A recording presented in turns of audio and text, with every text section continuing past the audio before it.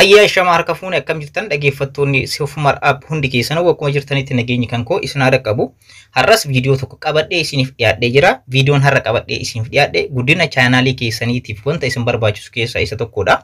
Kunillee maalidha? Short viidiyoodha. Short viidiyoo inni jedhamu maalidha? Short viidiyoo akkamitti hojjechuu dandeenya? Short viidiyoo akkamitti gallakkisnee short akka ta'u yookaan YouTube keenya akkamitti nu guddisuu danda'a fi kan kana fakkaatan gaafii kanaaf deebii kan ta'an viidiyoo gabaabaa kana keessatti qabadhee isiniif dhiyaadheera. Hamma dhumaatti yoo kan hordoftan ta'e barnoota gaarii irraa argattu jedhee yaada. Egaa barnoota baay'ee gaarii irraa argachuudhaaf viidiyoo kana hamma dhumaatti daawwadhaadha.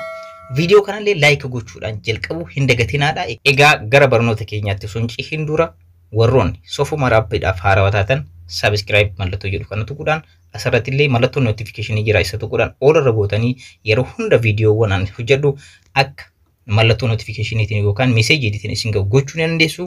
Egaa YouTube kanarratti chaanala kana keessatti viidiyoowwan baay'ee miidhagoo ta'e isiniif hojjedheera. Viidiyoowwan kanneen illee galaatii ilaaluu ni dandeessan jechaadha. Egaa amma gara dhimma keenyaatti aseenu. Egaa dhimmi keenya har'a maalidha? Waa'ee short viidiyoodha. Short viidiyoo jechuun viidiyoo daqiiqaa tokko gadi bilbila keessan dhaabbiidhaan dagalite osoo hin taane portrait moodiidhaan waraabdanii kan gad lakkiftanidha. Viidiyoo akkasii yeroo waraabdan dagaletti waraabuun hin danda'amu. Kan waraabdan reeshoon kaameraa keessanii ta'uu kan qabu guutuu bilbila keessaniitiin akka dhaabbiitti ta'ee 9:16 reeshoo isaa ta'uu qaba. Fakkeenya mee isinitti haa mul'isu. Viidiyoo amma waraabnu akkamitti akka waraabdan isinitti haa mul'isu. Short viidiyoo waraabuudhaaf duraan dursa kaameraa keessan keessa yookaan kaameraa keessan dibantanii yookaan wanta hojjechuu barbaadan san ni seentanii kaameraan keessan ta'uu qabu yeroo hundayyuu yeroo viidiyoo keessan kan hojjetan ta'ee baay'een keessan kaameraa keessan sirreessuun baay'ee isin fayyada. Kaameraa bilbila keessanii yeroo hundayyuu sirreessuu qabdu jechaadha. Fakkeenyaaf kaameraa kan koo isinitti haa mul'isu. Fakkeenyaaf kaameraan kan koo banee jira. Kaameraan kun amma guutuudha. 9:16 asirratti argattanii. Kaameraan kun garuu 9:16 tokko ta'e tokko reeshoo tokko 3 reeshoo 4 yookaan kan kana fakkaata yoo ta'u ta'e short viidiyoodhaaf hin ta'u jechaadha. Short viidiyoon haala kanaan kan sirriitti waraabamudha jechaadha. Dhaabbiidhaan 9:16 kan waraabamudha jechuudha. Short viidiyoon haala kanaan waraabdanii yeroo waraabdan short viidiyoo inni jedhamu daqiiqaa tokko gad ta'uu qaba. Keessattuu sekendii 59 gad ta'uu qaba jechaadha. Asirratti gaafiin isiniif hin galle tokko ni jiru. Viidiyoo sekendii 15 gadhiisuu ni dandeessan, kan 5 gadhiisuu ni dandeessan akka fedha keessanitti. Short viidiyoo garuu wanti godhu maalidha? Asirratti short viidiyoo daqiiqaa tokko gadi waraabuu qofaa miti kan short viidiyoo godhu. Maaltu short viidiyoo godha kan jedhu ammoo isinitti mul'isa. Short viidiyoo yeroo waraabdan yeroo hundayyuu keessattuu chaanala keessan beeksisuudhaaf ta'uu danda'a. Akkanumallee wanta chaanala keessan irratti hojjettan fakkeenyaaf nyaata hojjettan yoo ta'e waa'ee nyaataa sanarratti sekendii muraasa keessatti waa'een chaanalli kee hojjetu yoo kan waraabdee akkasumas bilbila keessaniin yeroo waraabdan yeroo hundayyuu viidiyoon yeroo waraabamu dhaabbiidhaan ta'uu qaba. Short viidiyoo warroonni laaptooppiidhaan yookaan kaameraadhaan hojjettan isiniif hin ta'u. Maaliif kaameraa fi laaptooppiin yeroo baay'ee short viidiyoodhaaf hin ta'u. Short viidiyoo bilbila keessan qofaadhaan kan waraabamudha. Isaan kun laaptooppii fi wantoonni akka kaameraa isiniif fayyadu. Kana waan akkanaa kana qarqaruudhaaf yookaan waraabuudhaaf isiniin ta'u jechaadha. Kanaafiyyuu mee har'a akkamitti fe'uu akka dandeenyu isinitti mul'isa. Akkamitti feena upload goona. Waa'ee short viidiyoo amma isinitti himee jira. Amma immoo akkamitti feena. Barreeffama maal yoo irratti barreessinedha. Barreeffama kana yoo irratti barreessin short viidiyoo ta'uu hin danda'u. Short viidiyoo ta'uudhaaf YouTube'n short viidiyoo ta'uu isaa akka beeku gochuudhaaf barreeffama gabaabaa kanarra barreessuu qabna. Barreeffamni kun maalidha? Upload gochaa isinitti mul'isa. Egaa ammas warroonni chaanalii kanaaf haarawaa taatan subscribe godhaa. Viidiyoo kanas like gochuun dagatinaadha. Egaa amma isinitti mul'isa YouTube keessan irra ni seentanii. YouTube keessan irra yeroo seentanii YouTube keessan irra akkuma seentanii mallattoo eda'uu yookaan upload viidiyoo isee jettu kana nuti upload viidiyoo jettanii viidiyoo keessan ni filattan jechaadha. Fakkeenyaaf anama viidiyoo gabaabaa tokko haa filadhu. Fakkeenyaaf amma an filadhee jira akkuma argaa jirtan gara viidiyoon an filadhee viidiyoo sekendii 6ti. Viidiyoo kana akkamitti short viidiyoo godhee gallakkisuu danda'a. Shortii viidiyoon yeroo hundeeyyuu short viidiyoo barreeffama amma jedhu kana irratti barreessee barreeffama amma isinitti himu kana irratti barreessitanii yoo gadhiistanii YouTube'n mataan isaatu generate godha. Generate godha jechuun matama isaatiin isiniif beeksisa. Isiniif beeksisa namoota baay'ee bira akka guutu isaa yeroo kana maal argatanii isin subscriber baay'ee argatanii view baay'ee argatanii sa'aatiin baay'ee isin lakka'uu dhabuu danda'a. Garuu nama baay'ee subscriber baay'ee fi view baay'ee argatan jechaadha. Sababa kanaan nama baay'ee waan argatan channel keessan yeroo gabaabaa keessatti isiniif guddataa jechaadha. Mee barreeffamni amma irratti barreessitan maalidha? Bakka taayitilii kana irratti waan feetan waa'ee barreeffama kana ibsu irra barreessitan.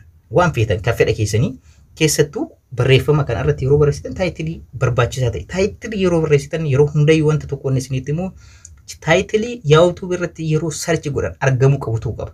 Fakkeenyaaf waa'ee nyaataa namni hojjetu tokko nyaataan kan wal qabate taayitilii miidhagaa ta'e kan YouTube irratti search yeroo godhamellee argamuu ta'uu qaba.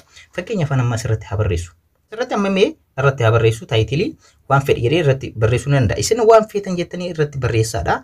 Ani garuu isinitti mul'isuudhaaf waan ta'eef SOF-UMAR app jedhee jira. Amma asirratti sirriitti na hordofaadha. Asirratti wanta jettanii barreessitan maalidha? Slash jettanii shortis jettanii haala kanaan barreessitan.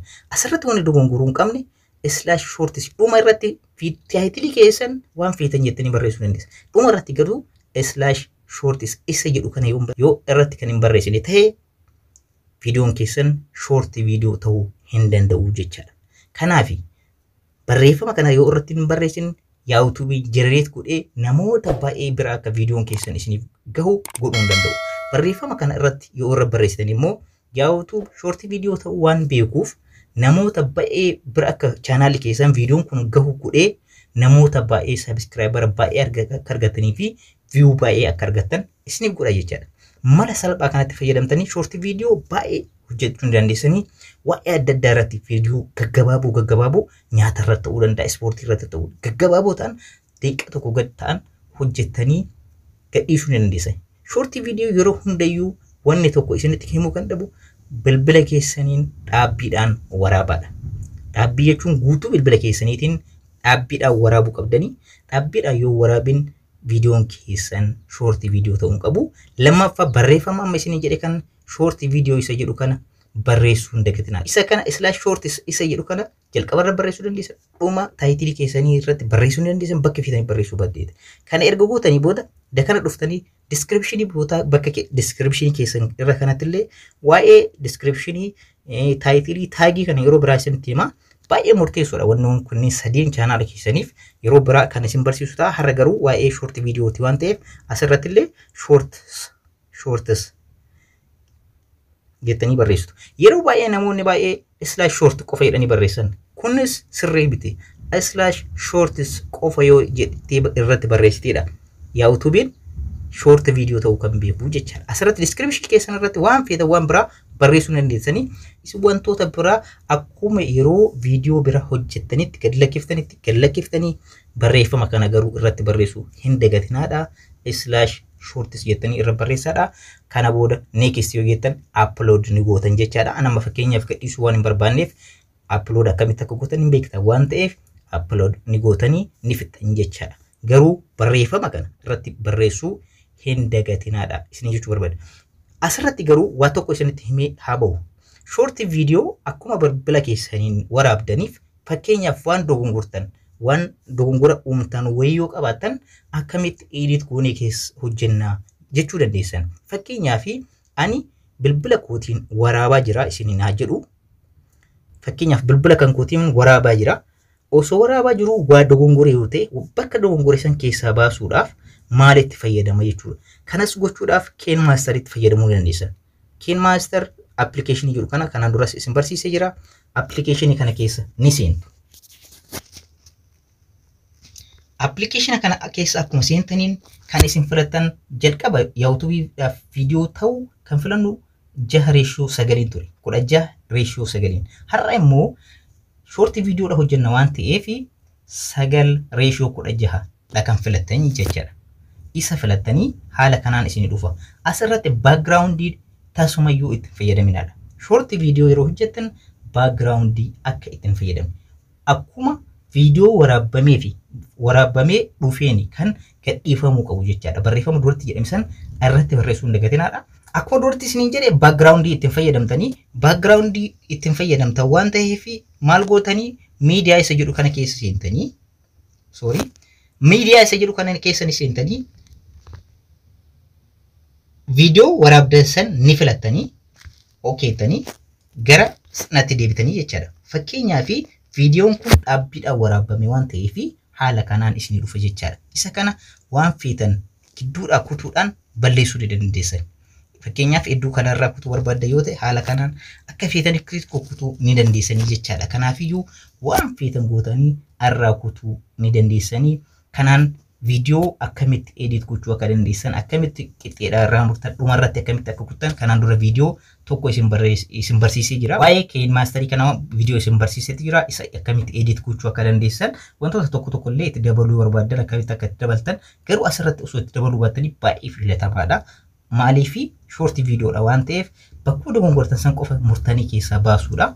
Kanaan kan wal qabate immoo akkamitti edit gochuu akka dandeessan waan adda addaa kanaan dura isin barsiiseera. Akkamitti murtanii hedduudha akka dabarsitan akka delete gootan kanaan dura isinitti mul'iseera waan ta'eef achirraa daawwachuu ni dandeessanii. Egaa barnoonni har'a qabadhee isinii dhufe isa kanaadha. Barnoota kana keessatti barnoota gaarii irraa argattan jedhee yaada. Maaliif short videos inni jedhu kan ijoolleen yuutuubara baay'eetu itti fayyadamaa jira.